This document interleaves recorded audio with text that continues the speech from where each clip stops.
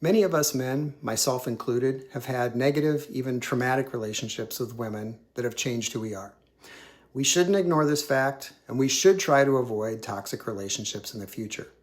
But a lot of guys who are frustrated with women make a mistake by believing they don't have to change too.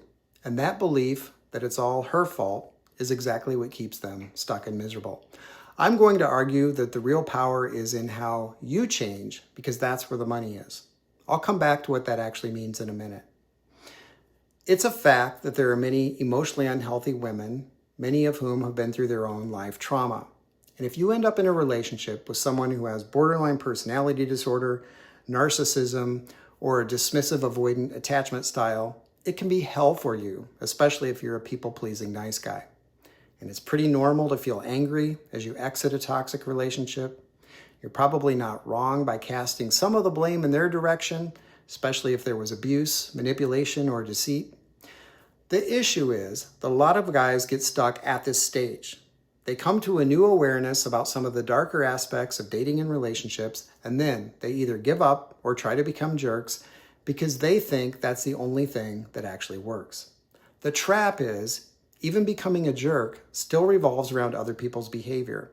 It's not real power, it's not authentic, it's just another form of reaction. And it rarely leads to relationships that actually feel fulfilling or grounded. Instead of healing, they stay angry. They never feel at peace.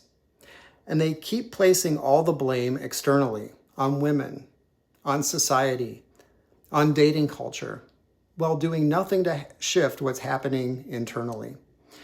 And this becomes a twisted kind of comfort. You were a victim, you are a victim, and you'll probably be a victim, so you'd better suit up for this harsh world. I've been there. I understand that. I know how seductive the anger can be. But if you don't want to stay bitter and angry for the rest of your life, you eventually have to ask yourself, do I want to be right, or do I want to improve my life? Is this really the hill you want to die on? What do you actually want? And are you willing to do the uncomfortable work to get it? Once you've been through enough pain, there's a much better question to ask the universe, and it takes humility. What can I learn from all of this? I remember getting to that point in my life. I was miserable, and I was finally desperate enough to start doing something different. That shift helped me get to the next level. I actually made a video about it recently called I Was Angry Until I Took My Life Back and Fixed My Relationships. I'll link to it at the end of this video.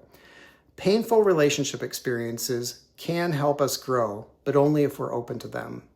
These are opportunities to learn if we allow them to be. And that doesn't mean the other person didn't do anything wrong. It doesn't let them off the hook. It just means you're done giving your power away and letting them live rent-free in your head. It's time to take your life back. You have far more influence over it than you think. If this video is adding value so far, please support the channel by liking it. Thank you. I appreciate it. Now, if you've become aware that you have people-pleasing, nice guy syndrome issues like I did, then this is where your power starts coming back.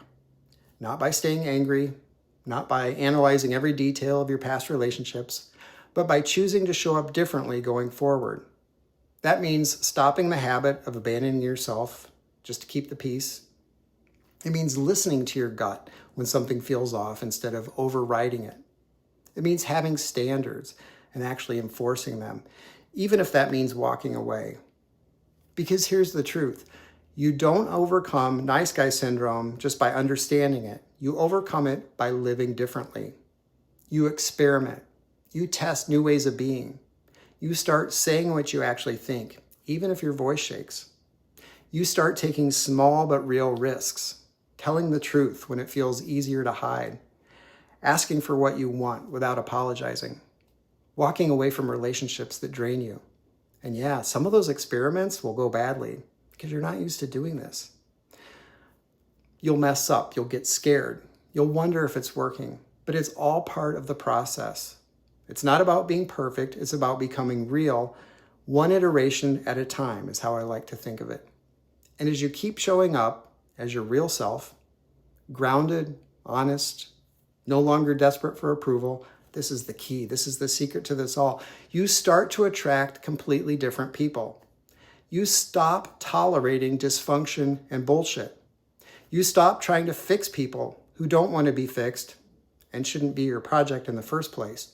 And you stop settling for a version of yourself that was built on fear.